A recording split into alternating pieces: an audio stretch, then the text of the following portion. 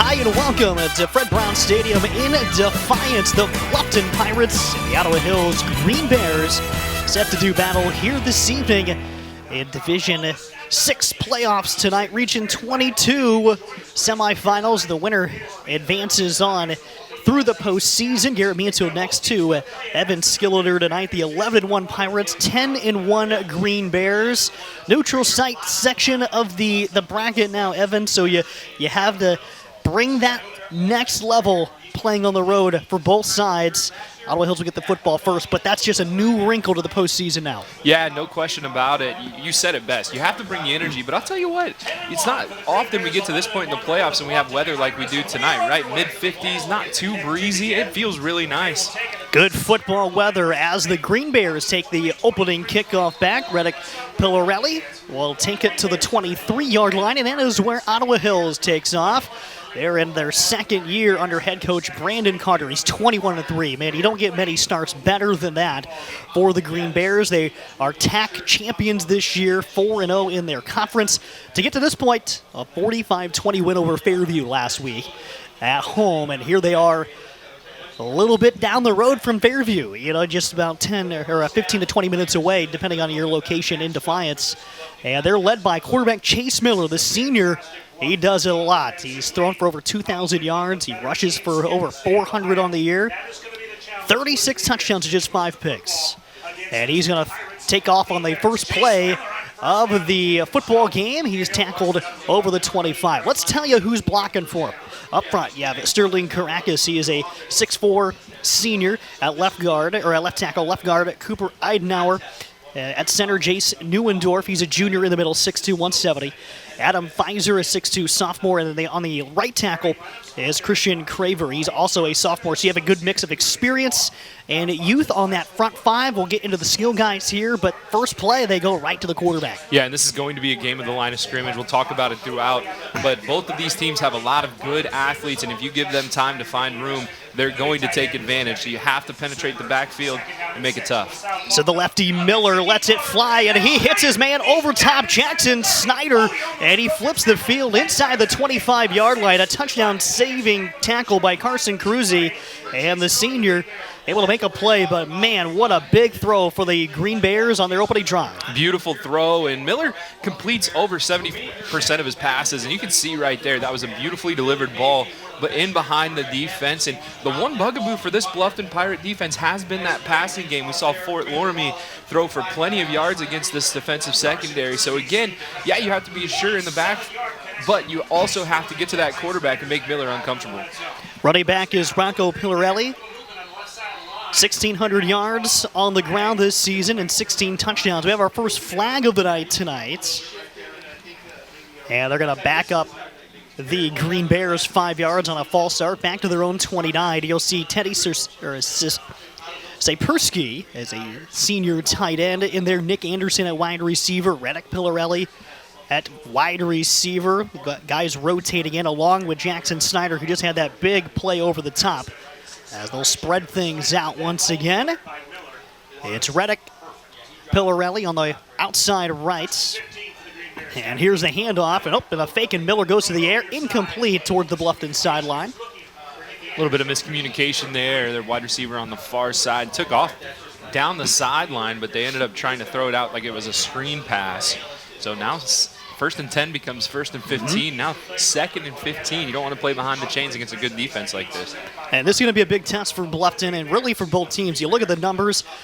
These two teams can put up offense. Both teams average over 40 yards per game, and that battle in the trenches can be a big key to tip the scales here early on. Miller goes back to the shotgun, and he's going to have the fake. And the lefty gets settled in the pocket, and a throw over the middle. It's caught, but then broken up immediately. Big defensive hit stick. It's Carson Cruzy again. He wasn't going to let Snyder burn him a second time. And a perfect textbook play right there from Cruzy. We've seen it as a point of emphasis from referees. The defenseless receiver, you have to hit and wrap up. You have to bring him down, and they did exactly that on that play. Carson Cruzy, a really great defensive back for this Pirate defense, making a big play right there to bring up third and long. 10:09 in the first quarter, and Miller spins on the throw, fires over the middle, and like in the bucket and knocked up at the goal line. Quinn Eachus gets in there. A little too much air underneath the throw, allowed the defender to get there and bop it away. What timing right there from Quinn Eachus, who has 9 interceptions on the season, possibly 10. I think I might have some outdated stats. Either way, a guy that lurks back there at the safety position, and the timing impeccable, gets there right as the ball gets to the receiver. And now Ottawa Hills has to go for a long 4th down. The Pirates have them right where they want them after giving up that big pass in the first set of downs. Ottawa Hills needs to get to the 14. Pressure coming from Gabe Meza, fires it over the middle, and it is in and out of the hands of Nick Anderson, incomplete in the end zone. So all of those big plays for Ottawa Hills, they're going to show goose egg on their first possession and turn it over on downs. And one thing, though, on that possession, Garrett, is Miller had a ton of time to pass the football. He had time to set his feet. He had time for things to develop downfield. Had a couple guys open. That one was right in the gut of his receiver. He's just not able to bring it in. The Pirates have to get penetration, into that backfield, because Miller, as you can see, can sling that football. And he uses his left-handedness really well, the misdirection and the spin. That's going to be something to watch throughout the night. But here's the other number one for Bluffton, engineering their offense. Tate Giesecke, the sophomore, at the helm. 1,400-plus yards, 17 touchdowns, and just 3 interceptions. He also has run for over 800 yards this year and 12 more scores on the ground.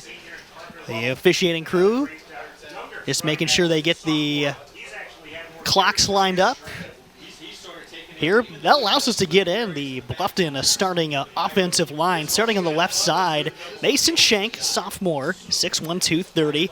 Austin Sugar, a senior, 6'1", 180 on the left side interior. Xavier Diller, senior at center. Braylon Goings, junior, right guard. And the right tackle is Hunter Betts.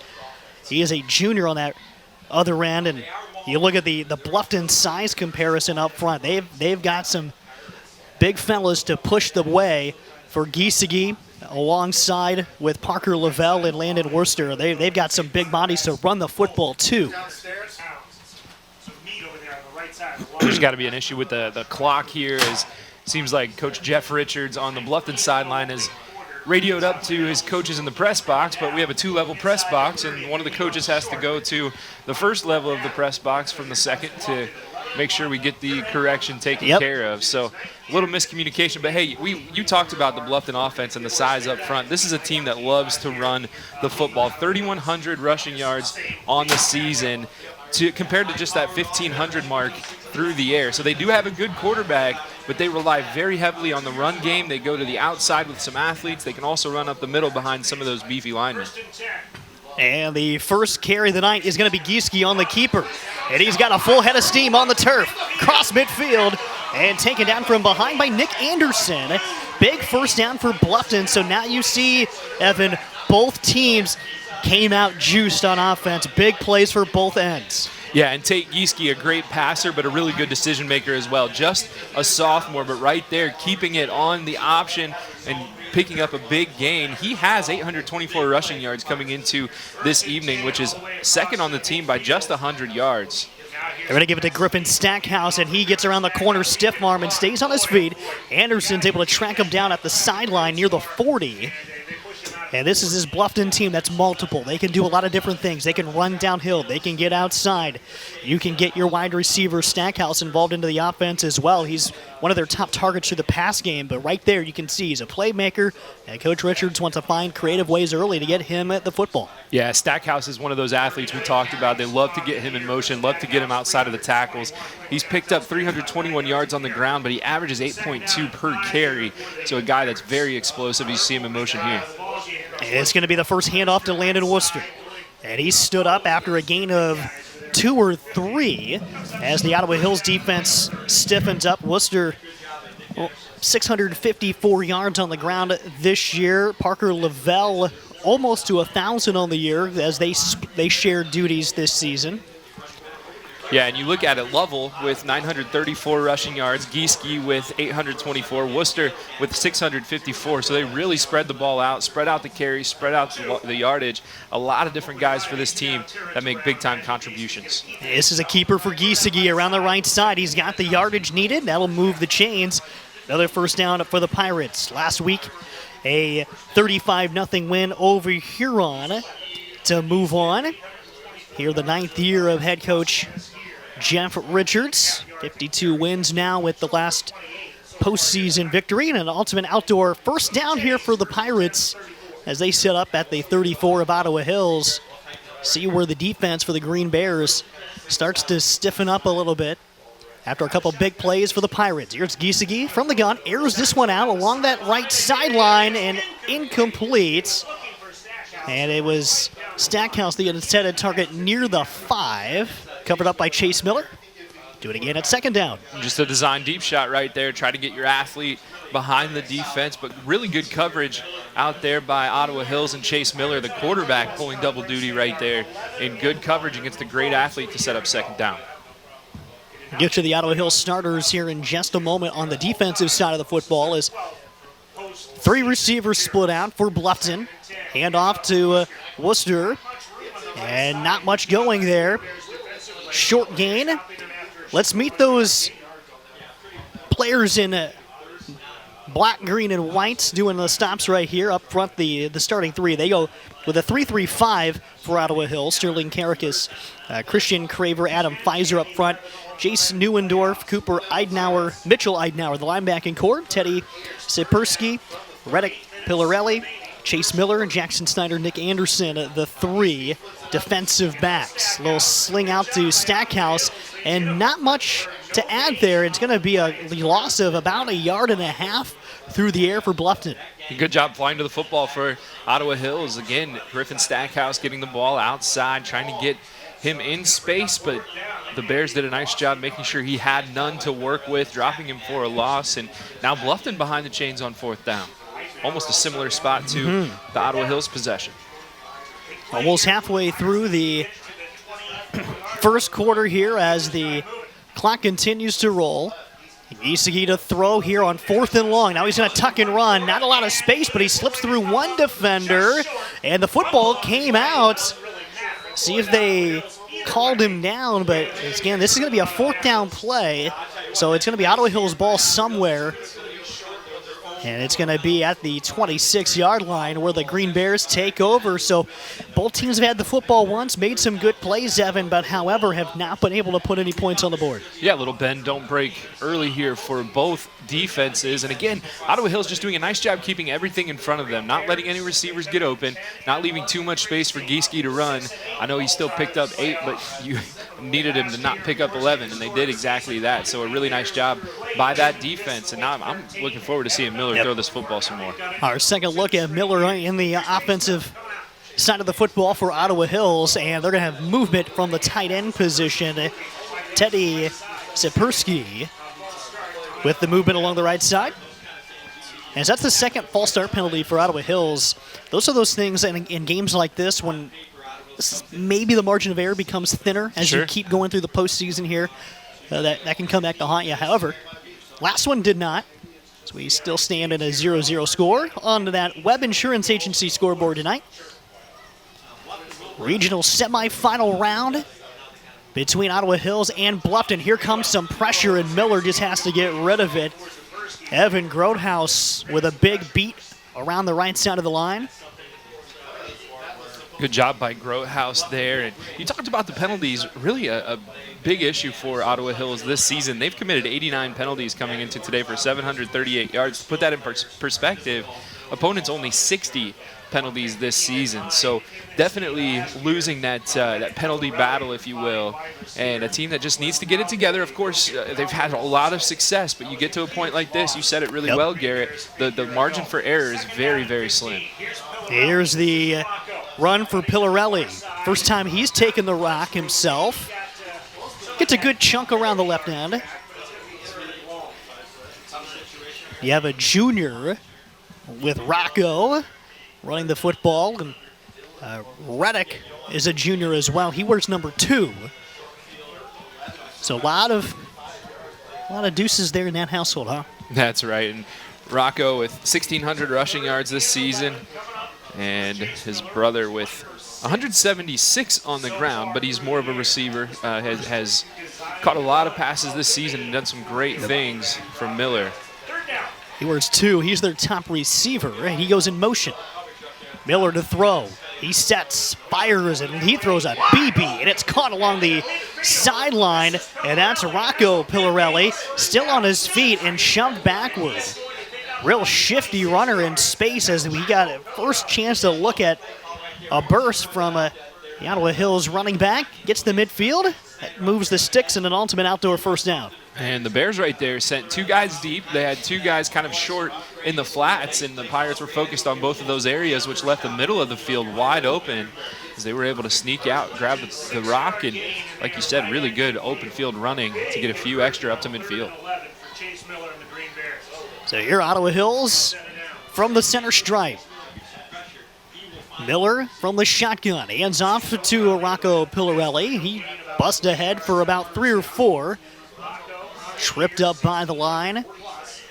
Positive play on first down. And you'll take that when you've been behind the sticks for a lot of this game, right? Just pick up 3, 4, 5 yards per play. You'll be happy.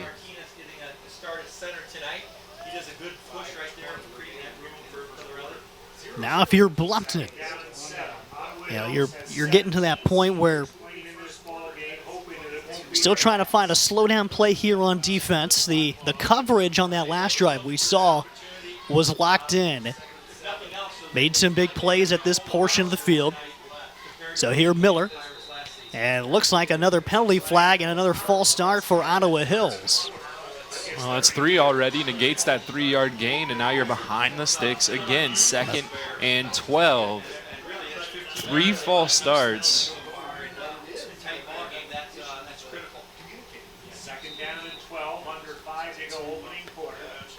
Good discipline from the Pirates, though, as they've been able to stay relatively calm there before the snap. That's one of those things, allowing the other team to make mistakes. Here's Miller, fakes it, and tries to run, and had a little shuffle pass is incomplete. And it's going to be incomplete. And it's just tough for him going the opposite direction of his strong hand, trying to get rid of the football. Had a man in the area, incomplete. Good call by the officiating crew down below. 3rd and 12 for Ottawa Hills on their second possession. And so far, Miller's had time to pass when he sits in the pocket, but the Pirates are getting good penetration up the sides. They're able to contain him pretty well. Right there, he tried to roll out to his right side, but the Pirates, with those great defensive ends, I believe it was Brody Summers on the near side that was able to contain him. If not, I'm sorry I got the name wrong, but either way, good defensive play from the Pirates. So here's the snap. Back to throw over the middle, incomplete and nearly picked off. He had Noah Brickner in the vicinity, or excuse me, looked like actually Quinn Eachus as he stands up and reveals that number 9 a little bit more clearly. Bricker was there too. You had both of them right for sure. And another play where the Bears get open in the secondary. They're just not able to connect. So now Eachus drops to return the punt. Teddy Sispersky will boot this one away, averaging almost 37 yards a punt for Ottawa Hills. End over end and near the sideline, and this is going to take a left-hand turn ahead of the 20-yard line. See where they mark it out? But the Bluffton Pirates will take over here at their own 20-yard line. We'll take a quick timeout in return. 4:27 left to go in opening quarter from Defiance High School tonight on WOSN.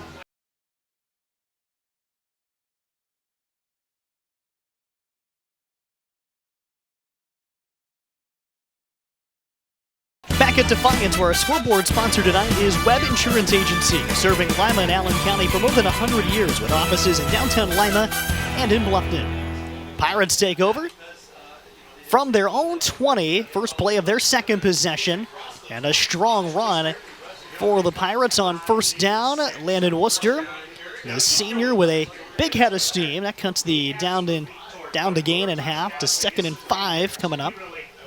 The Pirates definitely aired the ball out on their first drive, but this is more the Pirates' pace. We talked about how they rushed for 3,100 yards and passed for 1,500. It's definitely the ground game that makes this machine work, and that's exactly the kind of play they want to start with. 5-yard pickup, 2nd down and manageable, 2 downs to work with.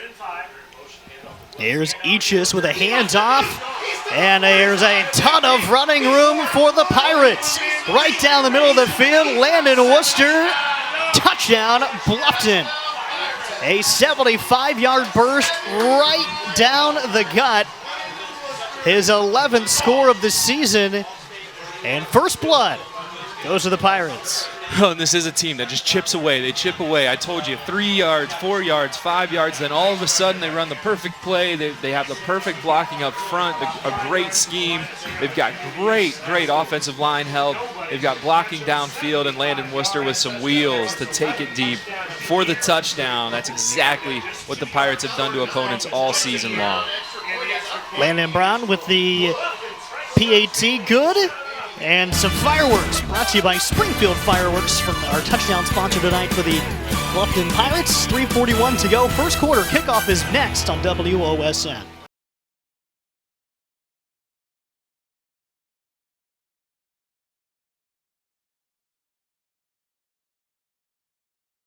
That last touchdown for Bluffton brought to you by Springfield Fireworks in Bluffton. Your one-stop shop for the largest selection of fireworks and novelty items, open 7 days a week from 9 to 8. Pirates to kick away, leading 7-0. They scored the first points of the game. Took just 2 plays and 80 yards. Easy drive summary there, Evan. Yeah, no kidding. Great job up front by that offensive line.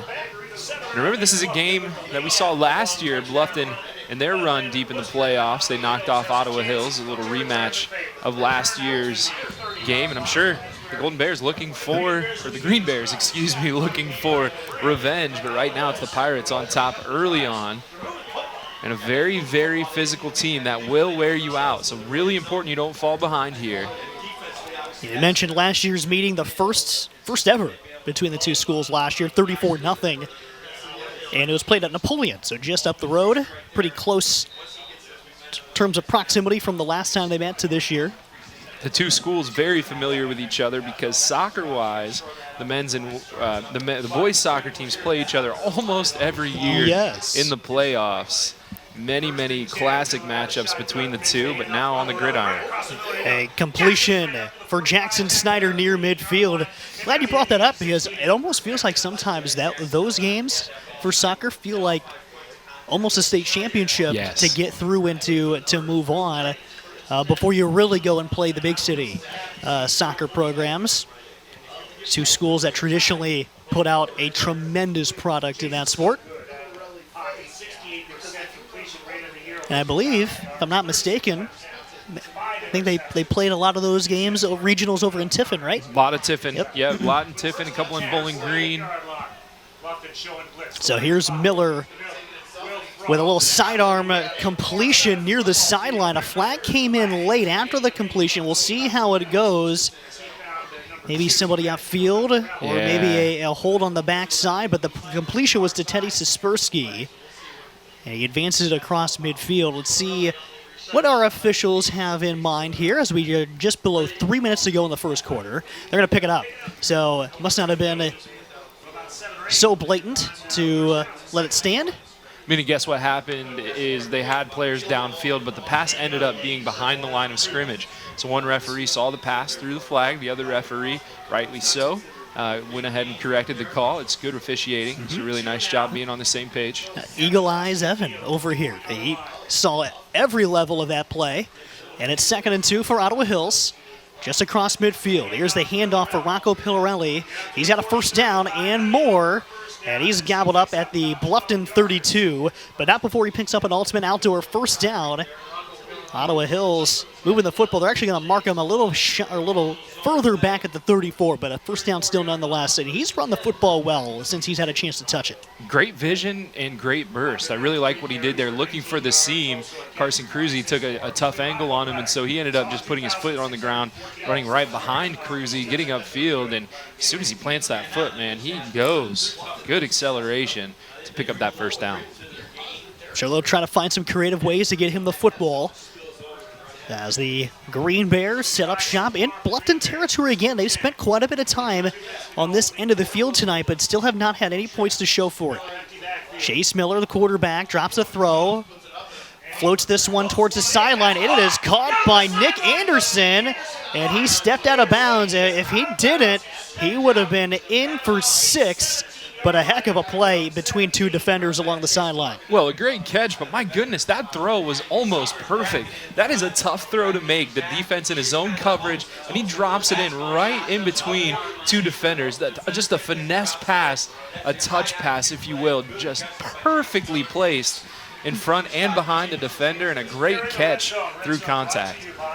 Inside the simplified flooring red zone now. First play from either team. Inside the 20. Inside of 2 minutes to play in the first. Here's Pillarelli. He cuts, and a lot of red shirts will swarm and stop him at the 15. But again, just a really good cut. Again, you saw him, that time it was Brody Summers, making that edge, right? Containing the outside, forcing Pillarelli back inside, which is a great play from Summers. But you see how quick it was. Summers didn't even have a chance to turn around before Pillarelli was upfield for 3 yards. The quickness for Ottawa Hills already jumping off the page early in the football game. You can see how this offense turns out on an average of 400 yards a game. They empty out the backfield. Miller, quick pass over the middle, caught in a big collision at the 2-yard line. Carson Cruzy saves the score again, and their reception brought down by Jackson Snyder.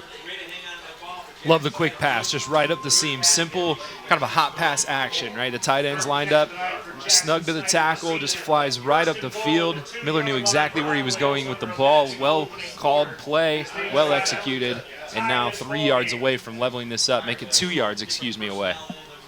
So first and goal at the 2. Just 40 seconds to go in the first quarter. Miller going to empty the back or go from the gun. Rocco Pillarelli back there with him. Man goes in motion. Play action. Now Miller's going to keep it. Puts his head down, and he's in for the touchdown from 2 yards away. Miller, his 8th touchdown on the ground this season. Great play right there from Miller, just taking the team, putting it on its back, seeing a little tiny seam, and he just heads in for the touchdown. That's a hard-nosed football play, and now we've got the interesting formation here for the extra point. They're going to go for it. And they're going to have a direct snap for Nick Anderson, and he races in the middle, and the Green Bears have an 8-7 lead. After their first touchdown of the night, brought to you by Springfield Fireworks. We'll take the timeout and return for the kickoff from the Green Bears next on WOSN.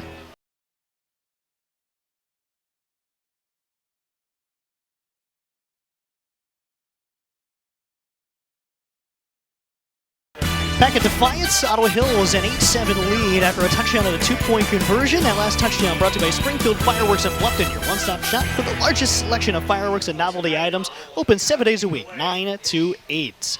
The kickoff from Savio Degger, and it's returned by the Pirates, and a nice return near the 40.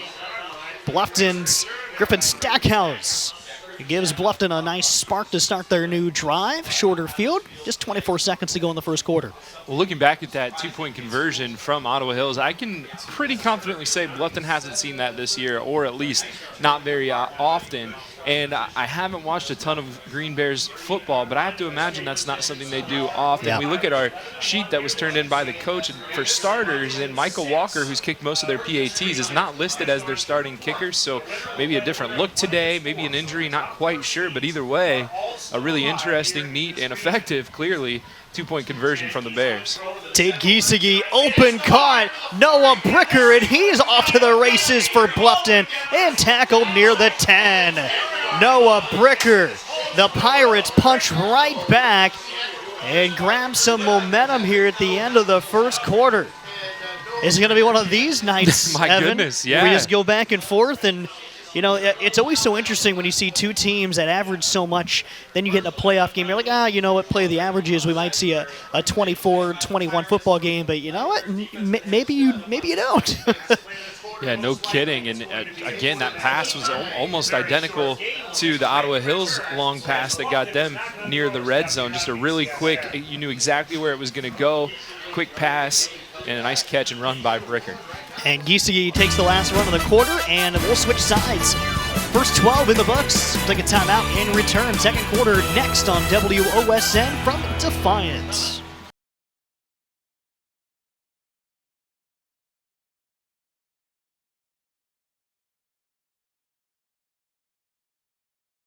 Bring your resort style living to your backyard every day with a luxury outdoor space by Ultimate Outdoor, tonight's first down sponsor. Back with a 8-7 lead for the Ottawa Hills Green Bears, and Landon Worcester muscles his way into the end zone for the first play of the second quarter, and Bluffton regains the lead. It took just 2 plays to respond. Pirates back in front. Landon Worcester wears 27. He reminds me of another 27 back in the day. Do you know who I might be talking about? Eddie George, the way he runs through players, jumps over players at the line of scrimmage, just a hard-nosed classic runner. The Ohio State and then Tennessee Titan running back Eddie George would be proud to see a 27 like Landon Worcester running the football in Northwest Ohio. Few better doing it than EG, but the point after, a rare miss for Bluffton's Jackson Braun, and that is going to bring us to another timeout. Kickoff for Bluffton next. The Green Bears will have the football down by 5 on WOSN.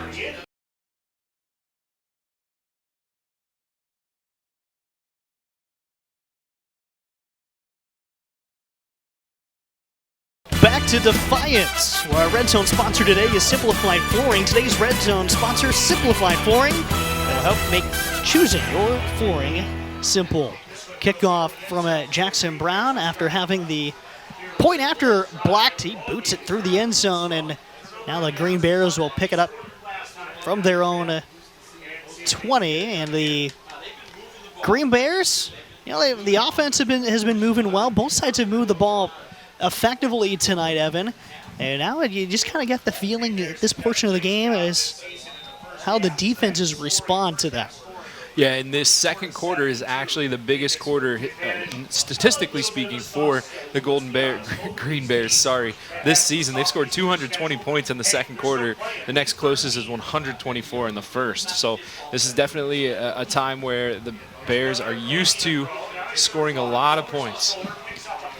Chase Miller on the quarterback keeper, stopped for a short gain.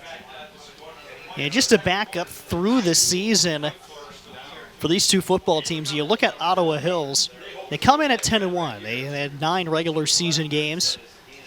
Again, just the teams in their area, you have your conference in the TAC, but you don't have a whole lot of schools where they're located in suburban Toledo, where you have smaller schools that you can compete against. So where do they go? They travel a lot towards Williams County, some smaller schools out that direction, and then in Fulton County to fill out their schedule. So they had a bye week this year. This is a long throw over the middle, caught by Nick Anderson, still on his feet. It's a foot race to the finish, and it's another touchdown, a long score from Ottawa Hills. 78 yards to the house. Miller to Anderson, his 8th touchdown catch of the year. Another absolute dot from Miller. I love the way this guy throws the football. A beautiful pass down the right side, perfectly placed, and a 78-yard touchdown pass. And you said it earlier, these two teams look like they're going to exchange blows. And right now, that's exactly what we're seeing, a really fun football game early on. And here we go. They're going to line it up for... And that is Walker. Potentially for 2. Yep, they bring their regular kicker into the football game here. Maybe a little cloaking coming into the night. And their right-hand foot, Walker pipes that one up and good. So he's able to knock that through. 15-13 is the lead for Ottawa Hills. Take time out and return to Defiance. Just under 11 to play in the first half on WOSN.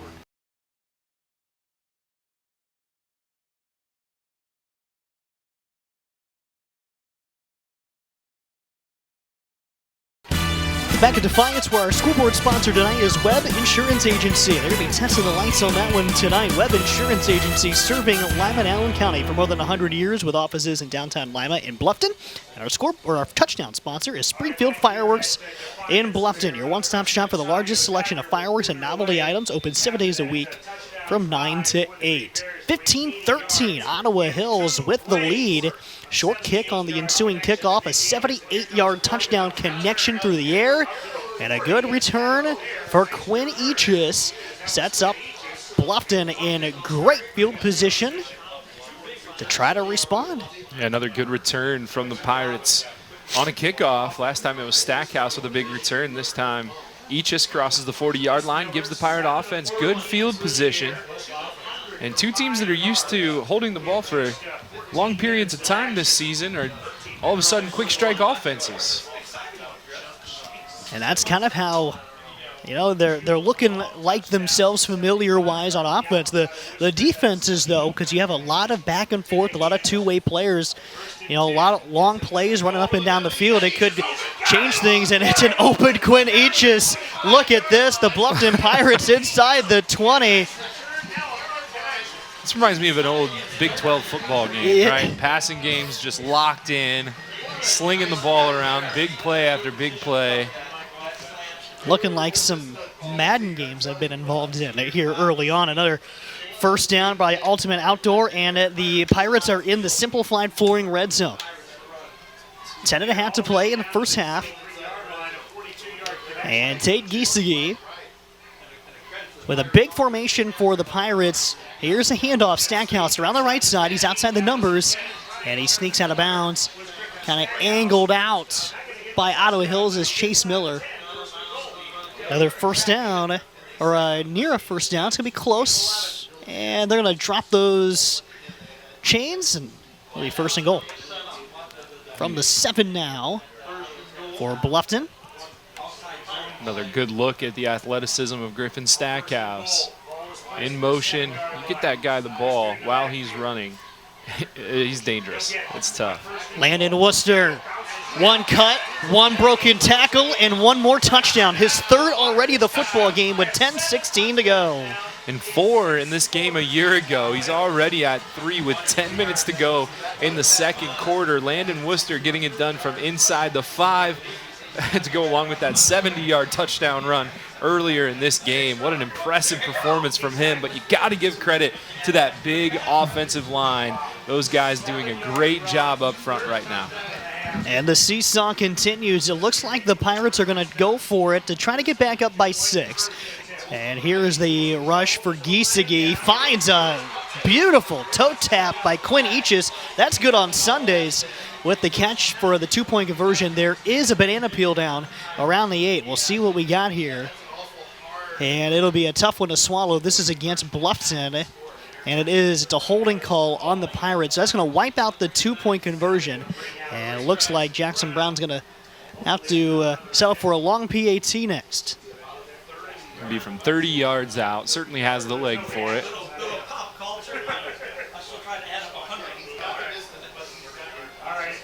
Just over 10 to play before halftime, and an explosive first half. Saw another Springfield Fireworks touchdown.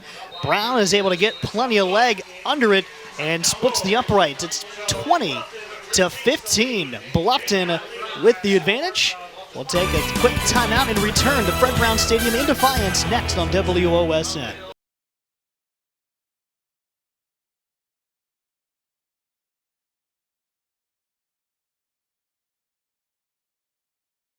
Welcome back to Defiance, where it's the Bluffton Pirates and Ottawa Hills Green Bears.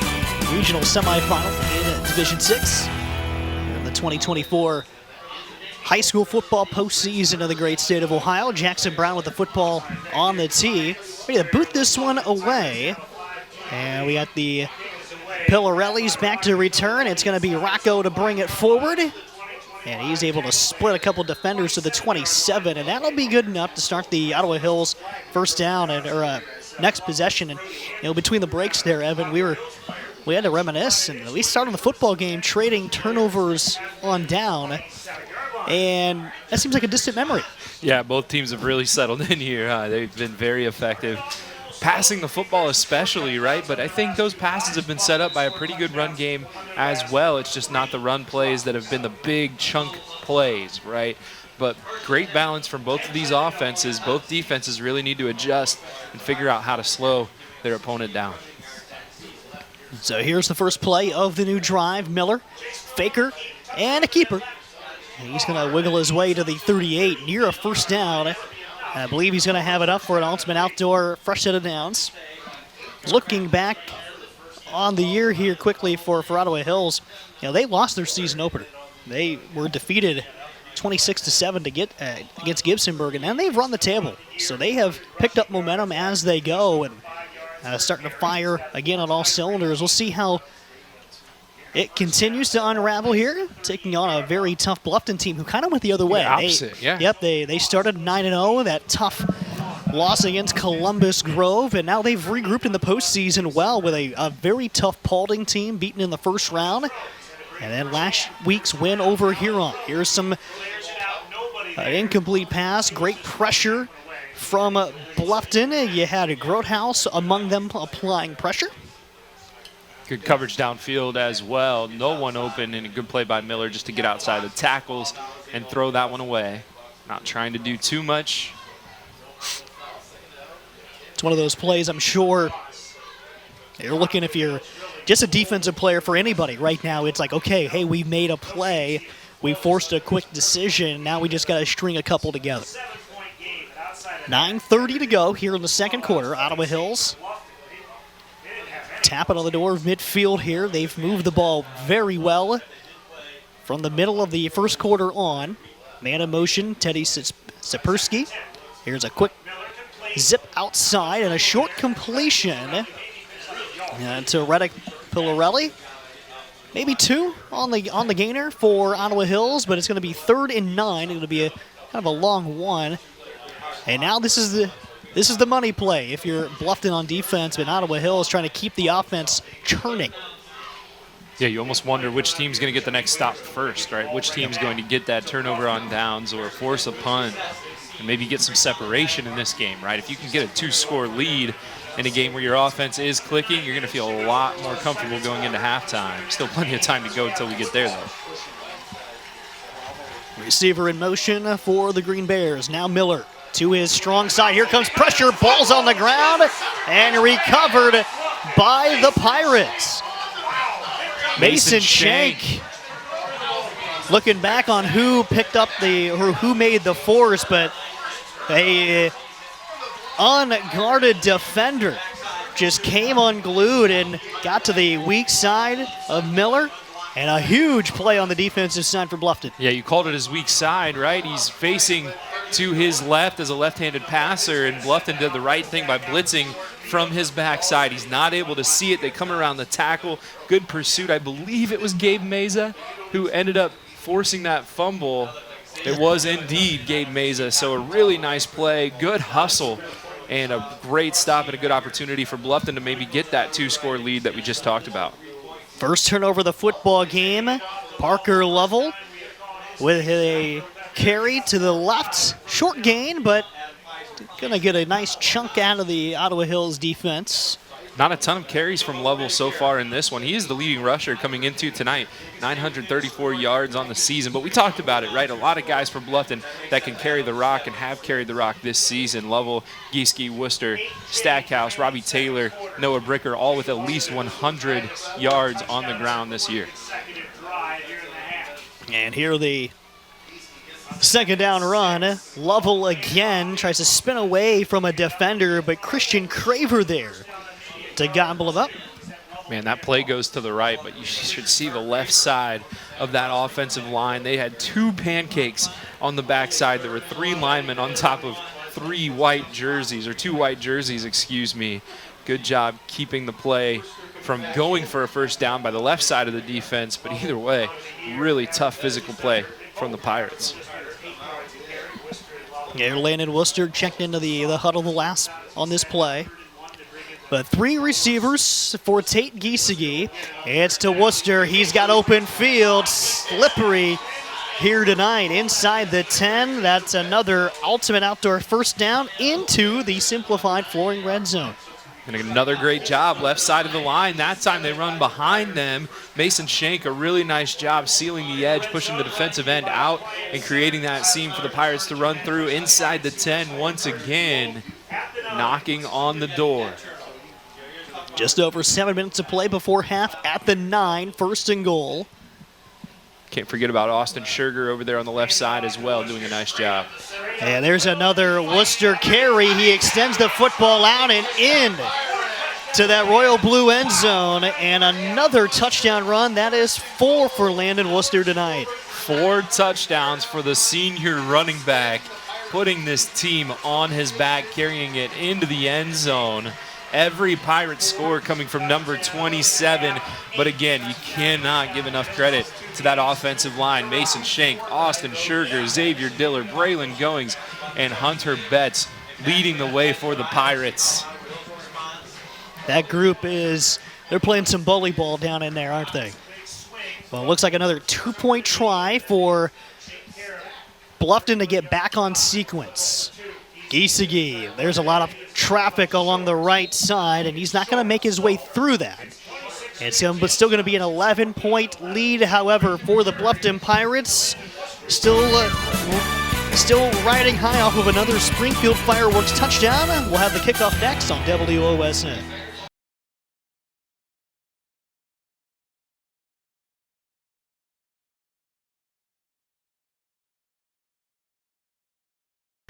Our first down sponsor tonight at Defiance is Ultimate Outdoor. Bring resort-style living to your backyard every day with a luxury outdoor space by Ultimate Outdoor. Garrett Manso with Evan Skilder tonight from Defiance High School. Bluffton now with a 2-score lead, 26-15. And that last score, Evan, was our longest time between scores since our first score came at the 3:41 mark of the first quarter, as it has been boom, boom, boom since the end of the first, beginning of the second. Here's the return for Ottawa Hills. And Reddick Pillarelli brought down across the 20. And now the Green Bears, big possession for them on offense, as the Pirates responded with a fumble, forced a fumble on third down, and scored very quickly after that. Well, the way this Green Bears team moves the football, they're certainly not out of this game by any means. But I think you do feel a little bit of pressure on this drive. The way Bluffton has moved the football and scored at will in this game, you really don't want to give the ball back to them without putting some points on the board here. And so a big drive early in the second quarter. Really important point there is there's a Rocco Pillarelli rush to the 25. He's going to get one. Especially since we've seen so far, the defense has not been opportunistic just yet for Ottawa Hills. Plenty of football game to go, but the way the Pirates have controlled the line of scrimmage, controlled the ground game, they really haven't had to gamble too much going through the air. And the Pirates have passed the ball relatively effectively, right? But this is a team that can run the football and control the clock. So if they can go into halftime with a 3-score lead, they're coming back, they're getting the ball after the half. It's going to be a really tough game to climb back into if you're Ottawa Hills. Here's Miller, a little sidearm sling to Jackson Snyder, trying to find some space, but nowhere to go as the Pirates just swarm to the football. And a loss of 1. Yeah, and that's a great job by Bluffton, just containing him, just keeping him in front, making sure he can't get to the outside. Gabe Meza able to slip past the block and make a big play, and he's down right now. But a good job by the Pirates nonetheless. Injury timeout here with 5:48 to go in the first half. We'll step aside and return to Defiance after this on WOSN.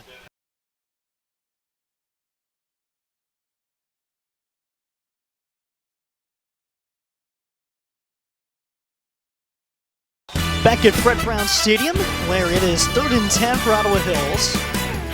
Down by 11 with the football in their own end. Miller, one direction, and throws back the other way. Rocco Pillarelli on the catch and advances to the 28, but that's going to be shy of the marker, and it could be punt time for Ottawa Hills. Well, one adjustment Bluffton has made and done a really nice job of making is just keeping everything in front of them, right? They had the Ottawa Hills offense, get in behind them multiple times the first couple drives, and now what they're doing is not over pursuing. They're just kind of playing contain, making sure everything stays in front of them, letting the offense come to them, and limiting the big plays. Sipersky, his second punt of the evening, is going to go out of bounds around midfield. And that is where Bluffton, they're going to get they're going to bring this back. is always one of the more confusing practices. Yeah, I never quite understand that. For football officiating, but gets the right spot to the 48. This is where Bluffton will take over, and the Pirates, though, really starting to enforce their will, playing their brand physically. And, you know, this can really break wills as it goes on. There's a huge difference between being down 2 scores and 3 scores at halftime, especially when you give up a score right before the half ends. So a big defensive possession now for Ottawa Hills. Lovell. They're still getting beat on that left side. Sorry to interrupt you. No, you're good. It's a big factor in the football game and a reason why that run game is so effective. And a little 4 or 5 yard rumble. We'll do it again. Looking at the postseason track records for both sides, Bluffton, 12th trip to the postseason. They have won regional championship, and that was back in '91. They finished runner-up. Has not happened for Ottawa Hills in their football history to this point. They have made the postseason 5 years in a row, 9th overall. And Lovell with another strong run. He's close to the line to gain. And they're going to give him credit for an ultimate outdoor first down. And this offensive line really finding their footing.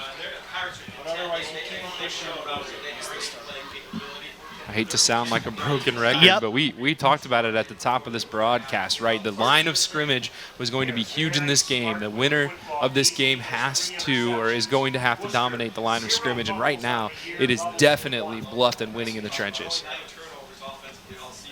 There's the handoff. So Lovell. I mean, on that play right there, left side, there's 3 or 4 yards of open space before Lovell even finds somebody. It's such a... It just opens up what you can do so much right here, too. A lot more options at 2nd and 5 when you're getting 4 or 5 a chunk. And you have 2 backs that can do it. That's right, 2 backs and a wide receiver that can come from the slot and a quarterback that's got some wheels as well. It's just unbelievable, all the different weapons that Bluffton has at their disposal. And they've got a young man out on the right side in Leighton Miller that can pass the football as well. Here you go, left side. And it is Giesecke. He'll move the chains with another first down. And look at the white jerseys peeling themselves off of the turf. They're going to put Worcester in the game now for Bluffton.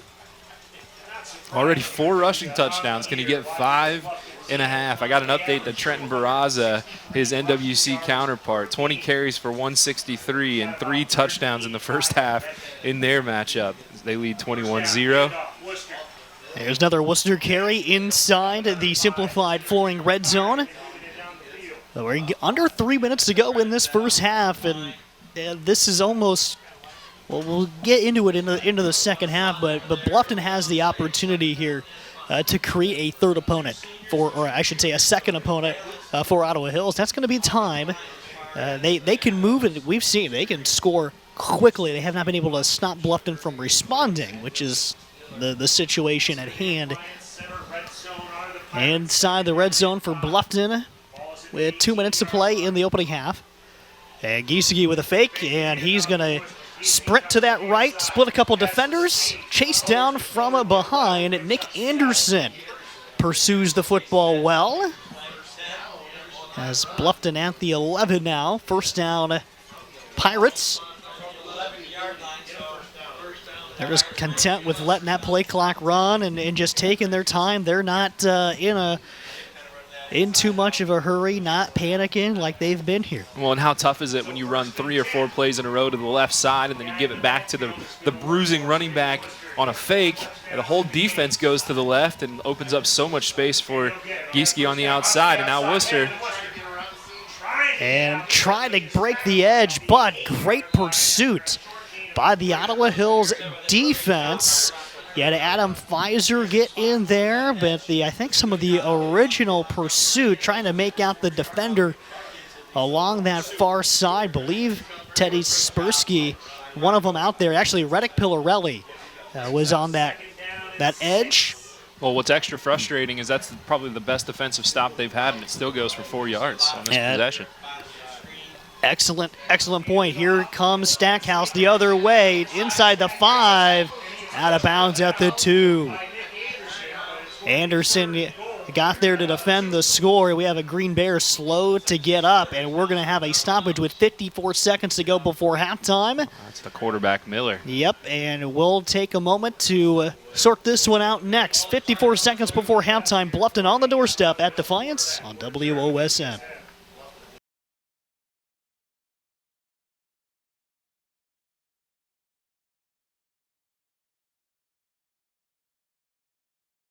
Back at Defiance, Bluffton 3rd and 1 from the 2. Who else? 5. They're going to dial the 27 of Landon Worcester, his 5th rushing score of the first half. He has touchdown runs.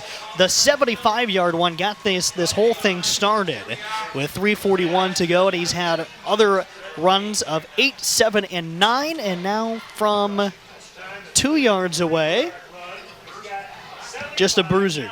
It's just unbelievable, right? And again, I love Landon, and he's a fantastic person, fantastic player, and obviously it's awesome to see him scoring touchdowns. But the truth of the matter is, this Pirate team has 3 or 4 guys, 5 guys that could get into the end zone at any given time. Just a fantastic team executing at a really high level right now. And as I say that, they have to take a timeout because of personnel issues on the field, but they'll get it sorted out. And with that, the teams are going to huddle up quickly. We'll keep it right here, but we'll share that our timeout sponsor tonight is Metzger Financial Services, helping you plan your financial future. Call 419-225-6067 or visit metzgerfinancialservices.com. The Pirates now with 5 scores, all on the ground, all by Landon Worcester. And just a football team that continues to churn things out. Now, one thing that's interesting this year, Evan, that is different from the past, the last 3 losses from this football team the last 2 years are all by Columbus Grove. Yeah. Good news. Columbus Grove is not in this bracket. That's right.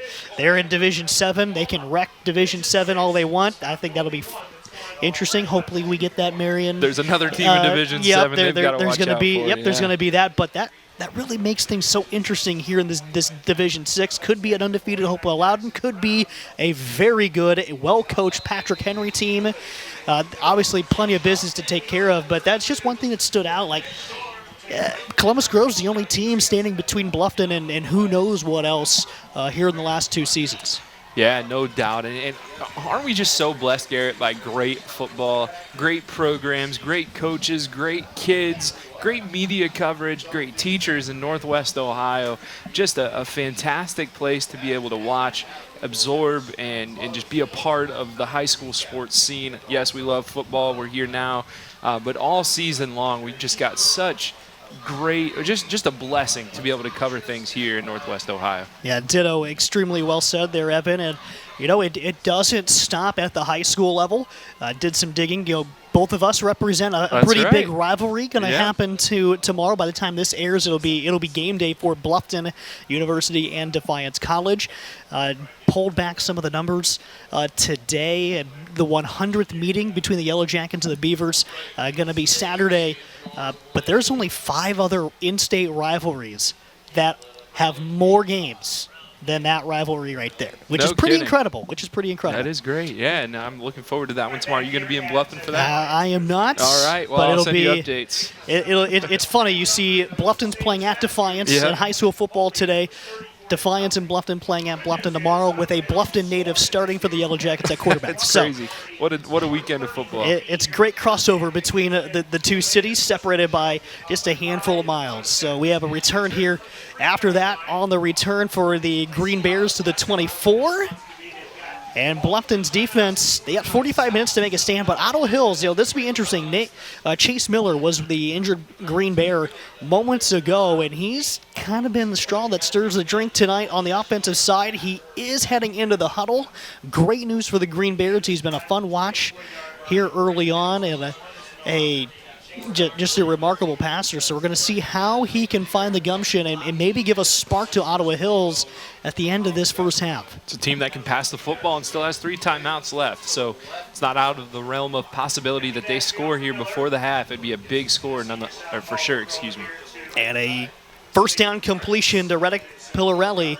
And, you know, you see the 45 seconds to start the new drive. We've had 4 scores in under that time responding to a previous score. So there's definitely plenty of time as a quick pass to the sideline and secured by Nick Anderson.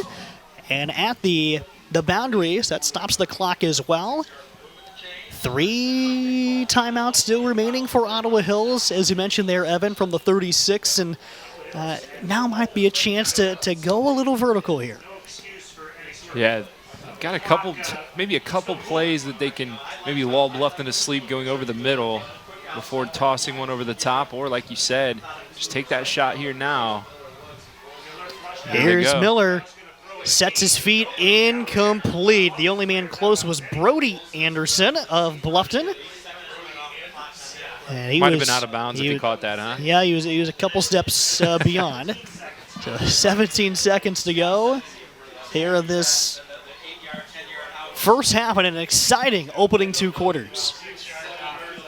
You talk about those explosive numbers in the second quarter for Ottawa Hills. A couple moments ago, Evan, Bluffton, they've got to be feeling good. They've held them to 6. Yeah, no question. To 7. The Ayersville math jumped out at me.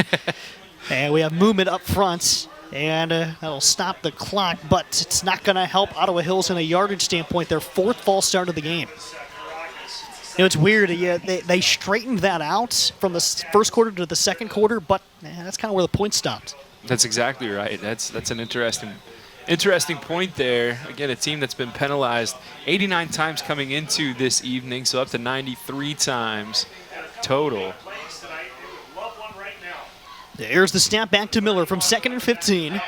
Plenty of time to set his feet. Oh, didn't like what he saw downfield. Now he sets his feet again, incomplete. I think he threw that one knowing he had to just get the clock stopped and didn't have any options downfield. Yeah, and he had some pressure. Bluffton only brought 4, but the defensive backfield doing a nice job not giving Miller anywhere to pass it to, so the Pirates able to get some pressure eventually. It was Mason Schenk chasing him out of the pocket and ultimately making it a tough throw and bringing up a 3rd and 15, just 9 seconds left. From the 31 of Ottawa Hills, you have 3 timeouts. You got time for a quick play to move the chains. Then maybe one last try before the half, and actually they're going to burn one of them right now, knowing you're running out of chances to use them. We'll step aside and use them as well with a Metzger Financial Services timeout on the field. We'll be back to Defiance in a moment on WOSN.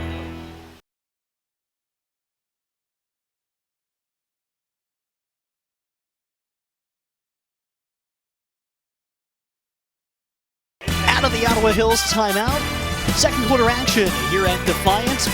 Final couple of plays of the first half, and we got a penalty flag down on the field. And I believe Ottawa Hills had a man in motion. Another false start. That's going to back them up, and that's, you take a timeout, talk things over, and then you have something like that happen, and you kind of have to regroup quickly. I'm a basketball coach, and I think about those timeouts you draw up a play, then you go out and pass the inbounds to the wrong player, right? It's just, oh, man, what did I even take the timeout for? Here we go. They'll probably end up with the same play here. And it's going to be a draw, and it's not going to go anywhere. Evan Grothaus essentially ends the half right here with a huge hit. And that'll be all for the second quarter, and a dominant second quarter for the Bluffton Pirates. They go out, and they show their stuff in that second quarter, and they take a 33-15 lead to halftime. And an impressive first 2 quarters. A 1-score game in favor of Ottawa Hills after 1, and the Pirates take it into the locker room.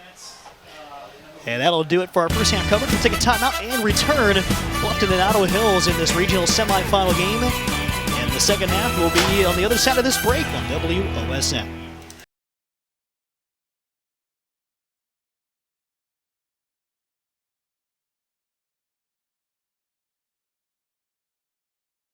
Back in Defiance, where Web Insurance Agency is our scoreboard sponsor, serving Lima, Allen County for more than 100 years. Downtown offices in Lima and Bluffton. Ottawa Hills opening kickoff of the second half, and it's an onside try, but it's secured by the Pirates, up by 2 scores and a short field. They're trying to add to their 33-15 halftime lead. Well, some people might wonder, why are you kicking an onside kick to start the quarter? Well, listen, the last 2 kickoffs, Bluffton's taken it back to literally the 43-yard line, and so the ball ends up right where it's going to be anyway. So Ottawa Hills just trying to give their team a chance to make a play, maybe get the ball, but also limit some damage. But here comes that Pirate offense. 133 rushing yards from Landon Worcester in the first half and 5 touchdowns. The state record's 9. We're not far off the pace. Yep, exactly right. Exactly right. The Pirates do spread it out, and it's Tate Giesecke starting the second half just as he did the first with a quarterback keeper, and he's almost going to get the full 10 yards, and he did. Ultimate outdoor first down for the Bluffton.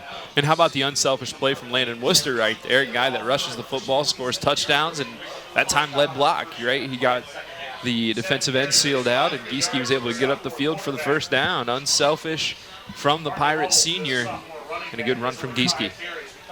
During the halftime break, and a chance to take in some of the scores from around the area in real time. The Hopewell Loudon Patrick Henry game favoring the Patriots there in that one. As we look ahead to where things would happen next, but a short gain for Bluffton. Their next score, the MAC, of course, doing what they do in this stage of the game, leading big. But right now, the Pirates, there's a couple of different things at play. They've run the football extremely well, done and taken care of business here. And the Pirates, with the 2nd and 7 try, with Worcester in the backfield. He's going to take it. Cuts down and rolls off contact, and just that keeps those legs churning to get those extra yards all the way ahead to the 40. What was going to be a 2-yard gain turns into an extra 5. And look at all the bodies on the ground. Just a physical game we've had so far. The Bluffton offensive line has certainly gotten the better of the Ottawa Hills defensive line, but it's still a great fight. There's still a lot of really good athletes on that Ottawa Hills defense. Bluffton right now just executing to perfection. 3 yards to go on 3rd down. Worcester with the tote. He's going to get the yardage to gain. Actually, the spot's going to have him short. He landed near the sticks, but the spot has him about a half a yard shy. 4th down. Bluffton has not punted the football tonight. The Pirates bringing in a jumbo package. They just threw 2 more offensive linemen on the field. And why not? I mean, it's at the point where they're going to bring the tee. Worcester, handoff, 1st down and more. Near the 31. That'll move the chains on another ultimate outdoor 1st down. Keep it simple. Just run right off the tackle to the left side. And look, this whole offensive line is great. We've talked about them multiple times. Mason Shank and Austin Sugar on the left side. Xavier Diller, the center. And Braylon Goings and Hunter Betts on the right. But it's been the left side, it seems like, that has been the more effective side of the offensive line. If you can even pick one that's better than the other. Both sides doing a great job tonight, but a good run to the left there for the 1st down. Here, Ottawa Hills looking for an answer defensively. They get good pressure, but an air it out for Stackhouse, incomplete. Ball was put in the right spot, just timing and just getting turned around, but it's a safe place to throw the football. There, Ottawa Hills was not going to have a chance to intercept the ball, but good coverage by Chase Miller on Stackhouse. That's a good matchup out there on the edge. I like the Pirates taking a shot right there. You get the big 1st down. It's 1st and 10. You got the whole playbook to work with. Try to throw it out into space to your athlete. But really good coverage there by Chase Miller. We've called his name a couple times defensively. Obviously on offense, doing a nice job as well. Here's the end around. And it's Noah Bricker breaking free. He's open and inside the pylon for a Bluffton touchdown from 31 yards away. Heck of a second effort. And staying in bounds, Noah Bricker delivers a big punch for the Pirates. So 5 touchdowns from Landon Worcester and 133 yards. We talked about Noah Bricker. Honestly, he's the 6th leading rusher on this team. 19 carries for 100 yards coming into the game. And they give it to him, the 6th option on this Pirates team, and you see the kind of skill that he brings to this team. He's a great blocker, he's a great pass catcher, but he can also run the football with a lot of power as he breaks a couple tackles to get into the end zone. 3rd touchdown of the year. It's another Springfield Fireworks touchdown tonight for the Bluffton Pirates. Jackson Brown splits the upright. It's 40-15 on WOSN.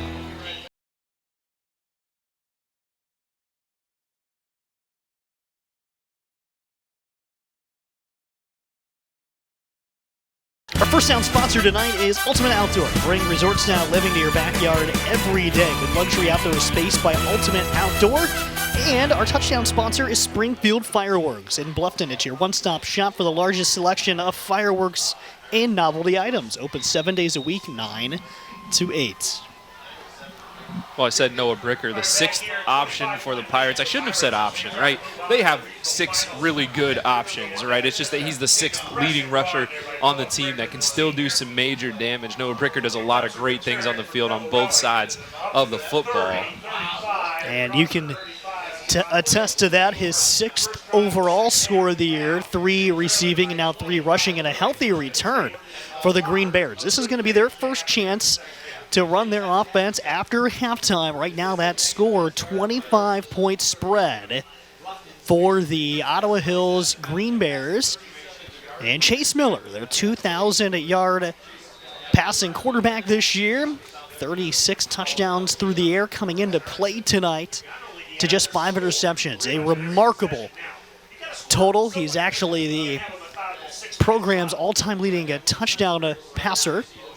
And we're going to get the play whistled dead. They're going to try to do the end around, but it's going to be thwarted, and another penalty against Ottawa Hills pre-snap. I think that's 6 false starts against this team. We talked about their penalty stats coming into this game. If you missed them, they had committed 89 penalties for 738 yards coming into the night compared to just 60 penalties that opponents have committed. So a lot of penalties for this Ottawa Hills team, and here the 6th false start, 60 total yards, or excuse me, not 60, but 30 total yards of penalties on those false starts here today. I don't believe we've seen another penalty outside of a holding call against them, or against Bluffton on a PAT. They've really been a clean game outside of some of those false starts. A good tackle there by Stackhouse on the outside, coming off his block to trip up the ball carrier, then good sportsmanship helping him back up. And you actually saw at halftime the 2 captains, Worcester and Miller, coming together at midfield to talk about the second half and get things set, and they had a nice exchange as well. A lot of respect between these 2 programs. 2 programs well coached, right? 2 just great communities that really rally to support their teams and their kids. We've seen that here tonight, full Fred Brown Stadium on the Bluffton side. Ottawa Hills have brought a good crowd for the Green Bears down to Defiance. They chunk over a couple more yards ahead. Near the 40-yard line now for a 3rd and long for Ottawa Hills. Important possession here. This kind of seems to dictate really where the rest of this football game will head. Whether the Green Bears have a couple of more punches left in store, or if the Pirates will continue to do what they've been doing. They've scored the game's last 4 touchdowns. Man in motion on 3rd and 9.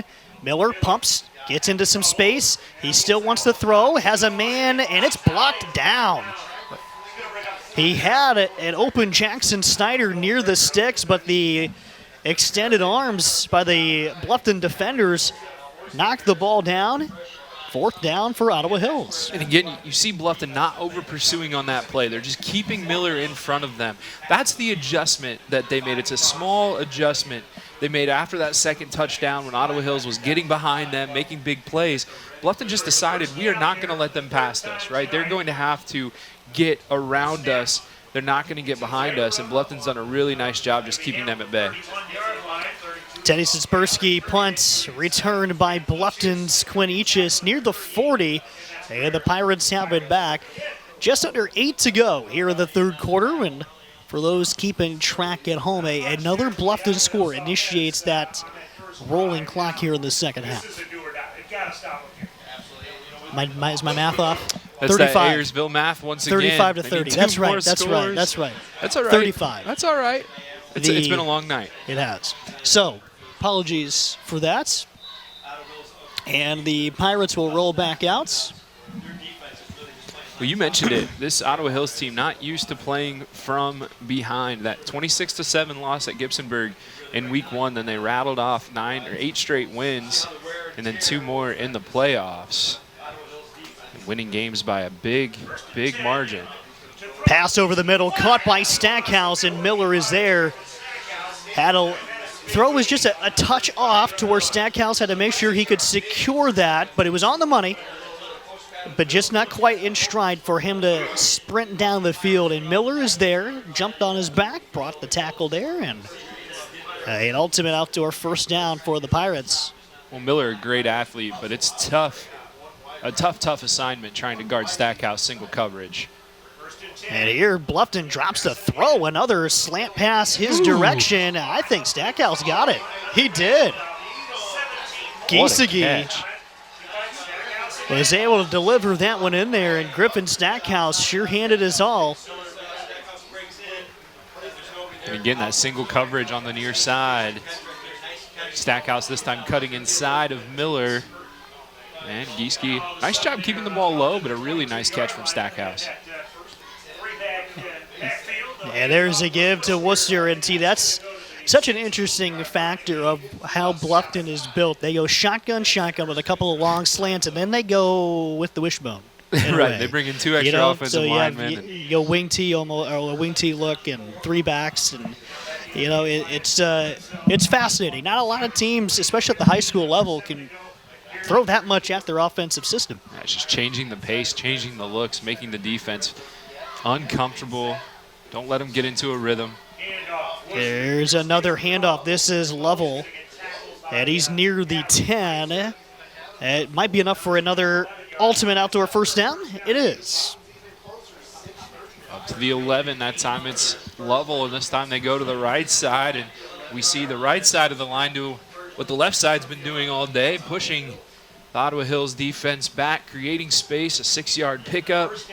Braylon Goings and Hunter Betts on the right side. Carson Cruzy, the tight end. Outside run here for Bricker. He gets to the 6, and actually they're going to mark him just shy there to the 7. Good pursuit by Anderson for Ottawa Hills. So we hit the halfway point of the third quarter.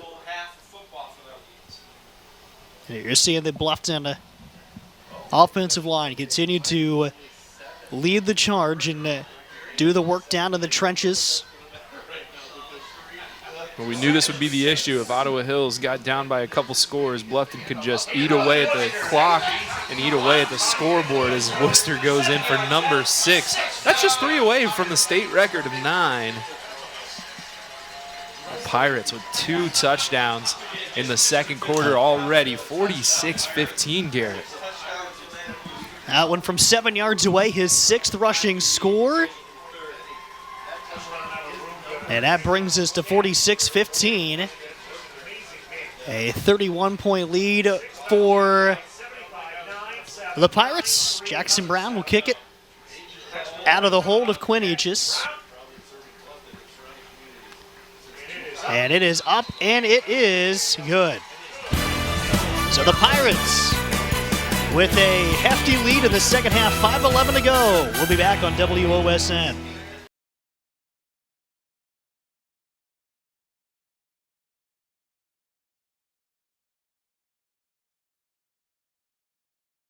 Our touchdown sponsor tonight is Springfield Fireworks in Bluffton, your one-stop shop for the largest selection of fireworks and novelty items. They open 7 days a week, 9 to 8. They're going to have probably the Landon Worcester pack at Springfield Fireworks at some point with the kind of football game he has had tonight. 6 scores And he has been an explosive option out of the Bluffton backfield that Ottawa Hills has had trouble to contain. And 6 running touchdowns. That clock is rolling. After we got that sorted out between the break, it is 30. The OHSAA now. I think when it was originally put in, right, it was 35 and then brought down to, if you get below 30, then it stops. So the rules change all the time, man. It does. I can't keep up. I can't keep up. Either way, dominant game for Bluffton. Since the first 2 scores of the game for Ottawa Hills, it's been all Pirates. And here's Rocco Pillarelli rushing. He's going to get 5 on the first down play. And the Green Bears coming in with a 10-game winning streak. Again, wins over Crestview, Northwest Conference mate of the Bluffton Pirates, and Fairview last week out of the GMC. Took down the Apaches in last week's contest to advance to the regional semifinal. And, Ottawa Hills still hunting for that first regional championship. Bluffton has a chance to do something pretty special here, play for their first regional title. If this momentum holds, they have a chance to play for their first regional title since '91. And loose ball, and they did not re-secure that.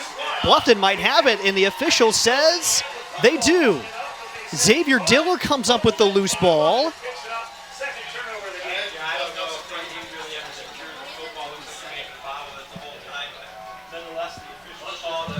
And that is to the 26-yard line is where the Pirates will take over on this next possession.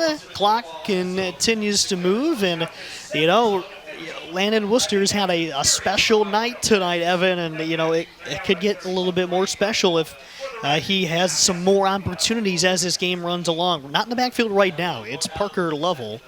Well, the school record for touchdowns is 7. Well, it's going to be Griffin Stackhouse this time. Again, just single coverage. They continue to stay with single coverage, and the more they do that, the more Bluffton's going to pick on them. And there's a flag on the field, but it's going to be offside. A 26-yard dart. That's a play that was successful on the last drive for the Pirates. And they go right back to it with Griffin Stackhouse on the connection with Tate Giesecke. 18th touchdown pass for Giesecke, and the 13th on the receiving end for Stackhouse. And the Pirates have broken the 50 mark. Pirates just running away with this one. And it's tough, right? When you can run the football, when your opponent, can run the football like the Pirates do, you're forced to stack the box, which ends up creating single coverage on the outside. And look, I know Mr. Miller is a great athlete. He's made some great defensive plays here today.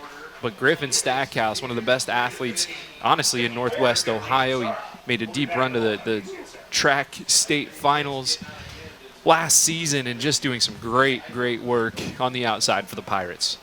So Bluffton with the big lead. We'll take a quick break, come back, rejoin you for the kickoff on WOSN.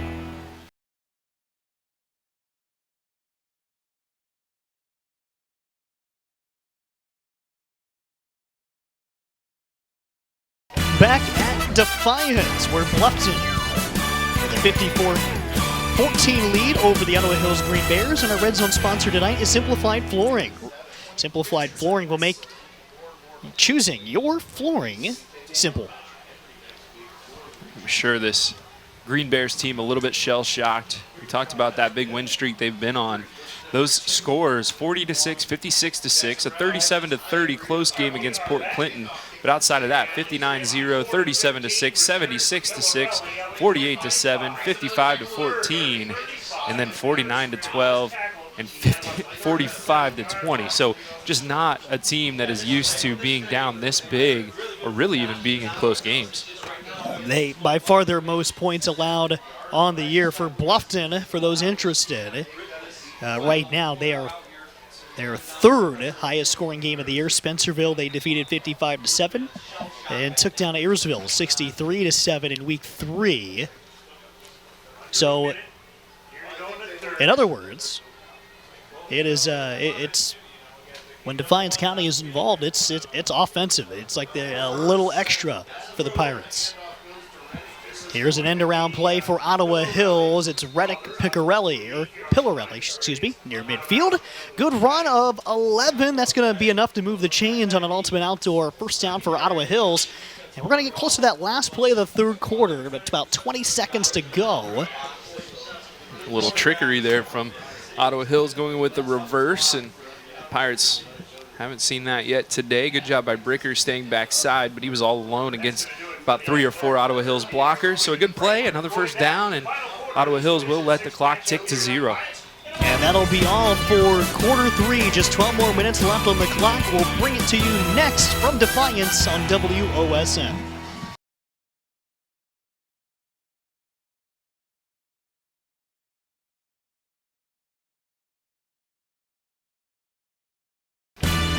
Start of quarter number 4. Ottawa Hills with the football down big to the Bluffton Pirates. And a Rocco Pillarelli run. He is able to curl to midfield, pick up 4.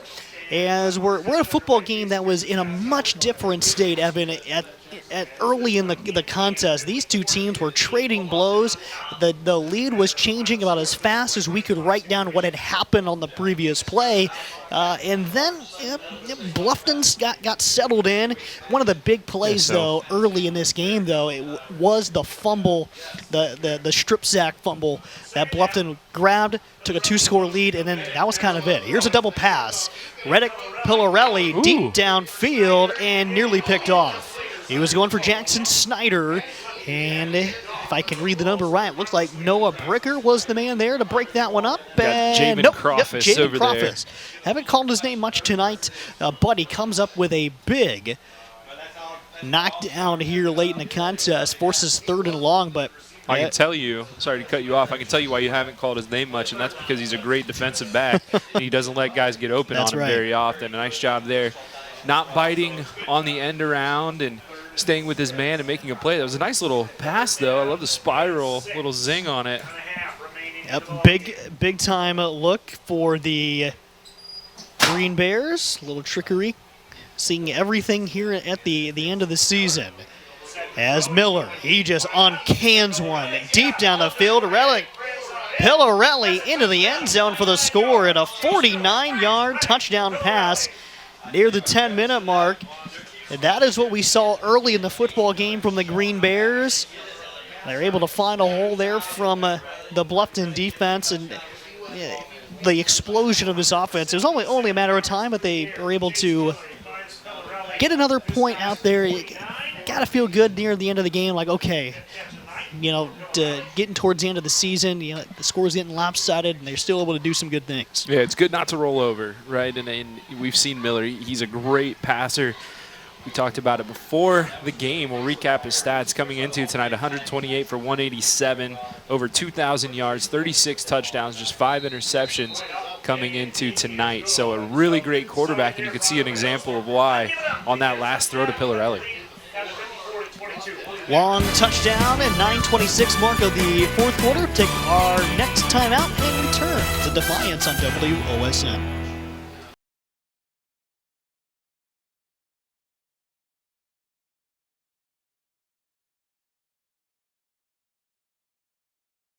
Webb Insurance Agency is our scoreboard sponsor tonight, serving Lima and Allen County for more than 100 years with offices in downtown Lima and in Bluffton. And our first down sponsor is Ultimate Outdoor. Bring a resort-style living to your backyard every day with a luxury outdoor space by Ultimate Outdoor. Well, 8-7 at the end of the first quarter in this game. Since then, Bluffton 46, Ottawa Hills 15. And the Pirates have just turned it on here. But like you said, a good job from Ottawa Hills, not rolling over, still playing in this game. And you see the numbers on the side of the field. Not a lot of guys over there, so I don't know if they really have a full second unit to go to. So see the starters out there for most, if not all, of this game. Good return on a short kick from Quinn Eachus. 9 minutes and 7 seconds left in the football game. The Bluffton Pirates, a marvelous game running the football, and we looked at the outset. You see two teams that can move the ball well, some very impressive offensive numbers from the Ottawa Hills side, but you just had this feeling that the line play was going to dictate a lot tonight, and we've seen that the way Bluffton's run the ball.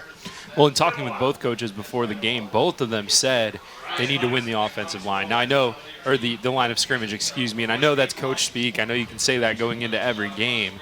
But when you rely heavily on those playmakers and your run game, it is extra important. And you're right, Bluffton has just dominated up front, both sides of the football. There's a lot of size up there, too. I mean, 6'1", 230, 6'1", 180, 6'2", 205, 6', 250, 6'3", 250. Those are some well-built fellas up there pushing people around for the Pirates. That will get the job done, certainly, as we get a whistle with 7:59 to go in the game. It's a timeout by Bluffton. It's brought to you by Metzger Financial Services. And we'll step aside here from Defiance on WOSN.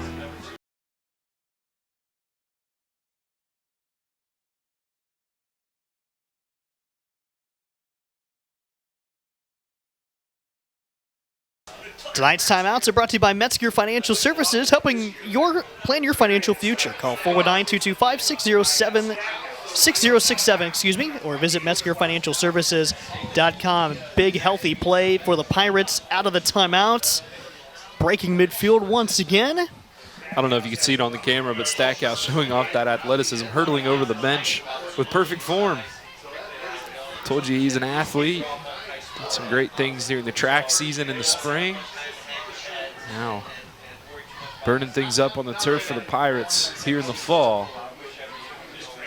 Now, we mentioned this before. Landon Worcester with 6 touchdown runs. 7 is the school record. He's not on the field right now. Parker Lovell will get the carry. And Lovell look at that cut, and he is sprinting towards the end zone, and he is in. That one cut and gone.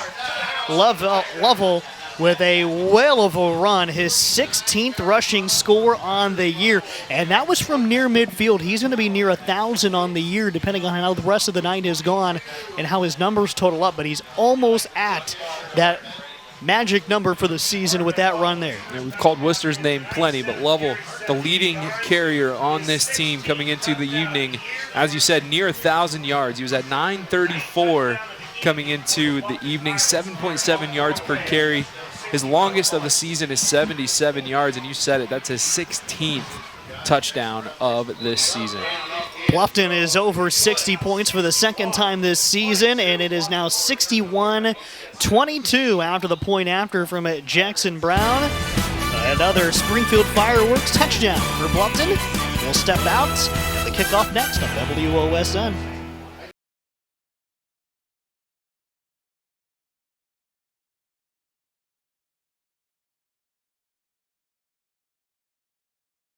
Six-minute mark of the fourth quarter in Bluffton. Kicking off once again. Jackson Brown sends that ball a line drive near the end zone. Picked up and returned for Reddick Pillarelli and dropped around the 23. Update from who potentially could be on the horizon for Bluffton. And after 3 at last look, Patrick Henry with a 35-7 lead over unbeaten Hopewell Loudon. 2 losses for the Patriots, but you want to talk about quality losses. Yeah. Columbus Grove and Liberty Center. And Liberty as well. Center, who Liberty Center had a momentous comeback tonight to win. And that's going to be a fun contest. Absolutely. No matter who comes out of it, but the way things are shaping up, you'll see a lot of red next week somewhere. Well, you're right, and you look at strength of schedule, and you look at teams, who have they played? How many tough games have they played? Well, Patrick Henry, they've played a lot of tough games, and the Pirates, they played Columbus Grove. LCC was pretty tough. Fort Loramie was pretty tough, but relatively speaking, this Patrick Henry team could be one of the toughest, if not, well, second to Grove, the toughest that the Pirates have faced this year. Yeah, in terms of battle tested, and that was a very tight loss to Liberty Center of 6 points, 21-15, and only lost to Grove by 2 touchdowns. I mean, it's the record is going to be what it is, but Bluffton with a huge lead here tonight at Defiance. Timeout down on the field. We'll take it as well. Brought to you by Metzger Financial Services. We'll be back next on WOSN.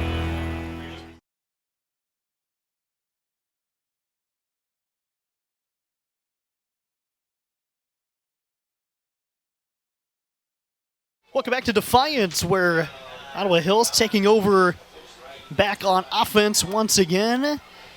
And a handoff goes up the middle as we're seeing some new faces on the Ottawa Hills offense. Quarterback Cole Coy is now running the offense.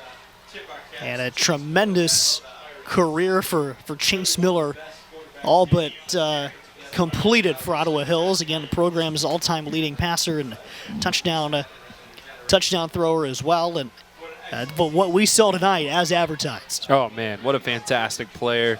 Great pocket presence, has some athleticism as well, and he can absolutely zing it. Love to see him play at the next level if he has that opportunity. Can't imagine there isn't a school out there that wouldn't want his services. Quick pass and a Riker Pillarelli. Man, just when you thought there was just two, there's another. Here comes Riker. But he doesn't have a 2 in his number tonight, so wearing the number 40 is sporting it out there. But he does move the chains for an ultimate outdoor first down, something that both Reddick and Rocco have done tonight for the Green Bears, as the second unit out there for Ottawa Hills. And tremendous season for the Green Bears. Again, second season under their head coach, Brandon Carter. 21-3 the last 2 years. And there's another Riker Pillarelli reception, and he's going to get another first down, pushing the pile to the 30. Riker's a wrecking ball. Nice run after catch right there, just getting up the field, putting a shoulder down, and running over some people. Riker Pillarelli, a sophomore, running like a senior. And here near the closing moments of the campaign here tonight, Bluffton will be moving on to play either Hopewell Loudon or Patrick Henry. As we mentioned, likely Patrick Henry, the way that game is shaping out. Another Pillarelli caught, but a fumble.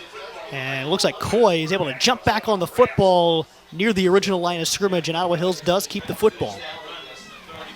You see Jacob Weaver running onto the field, and Bluffton's into their second unit on defense. As they indeed see Ottawa Hills starting to take a peek towards the future as the season will come to a close here tonight. Yeah, Cole Coy has some good size for a freshman. Good-looking guy out there. And the second all-time meeting between these two teams, 34-0 last year's contest, and Coy with a big old heave downfield. Nicholas Vineski, the intended receiver. Clock continues to roll with that competitive balance rule still in effect here at Fred Brown Stadium. Just a handful of snaps left to make. Can you imagine how long some of these games would be if we did not have that rule? Good job by the state implementing that. And, we don't need teams to be embarrassed out there. We don't need to drag on games that don't need to be drug on. Yep, or to bring on potential injury or anything. But the one thing that you may lose in that is what you're getting right here from Ottawa Hills. They're still finding a way to get that young varsity experience, and the pros certainly outweigh the cons. But here the Green Bears have a chance to go out there and show what they do generate in practice each week and every week, as they've done for the last now 13 weeks. Hard to believe, or at least for the regular season. Obviously many weeks before that, before the first football game of the year in late August. But here we are. Basketball right around the corner. Girls basketball games firing up next week. Already winter sports on the horizon. Absolutely right. This is another Riker Pillarelli run around the edge. On fourth down, turns it over on downs. And the Pirates, look at the play clock and the game clock, they're off a little bit. Bluffton might not have to snap this football. The home crowd celebrating, and the rest of the team lining up at midfield. They know what they don't have to do is snap the football. But nonetheless, a 61-22 victory for the Bluffton Pirates tonight to move to the regional final game. Bluffton with the win. Improved to 12-1. Ottawa Hills to 10-2. The Pirates also As consequential as it is, they're now 500 all-time in playoff games, 11-11. Interesting fact there. I appreciate you pulling that one out. But yeah, Bluffton with another chance next week to play Patrick Henry. I imagine that'll be the case anyway in a game that, again, we don't know exactly where it will be. Findlay would be a pretty good location. Maybe Ottawa Glandorf if Findlay is not available. But either way, the Pirates live on, and what a great season from Ottawa Hills. Nothing to be ashamed of here. They just ran into a buzzsaw, a team that executed to perfection tonight, had some big chunk plays, but were able to run the clock, keep the ball, and ultimately come away with a big victory. Able to show a lot of offense and explosiveness early in the football game. Not a lot of teams put 20-plus points up against this difficult defense of Bluffton, Fort Loramie, and Columbus Grove. The only two teams that can say that here in 2024. So the Pirates 12-1, moving on. Ottawa Hills, another great year comes to a close for the TAC champions.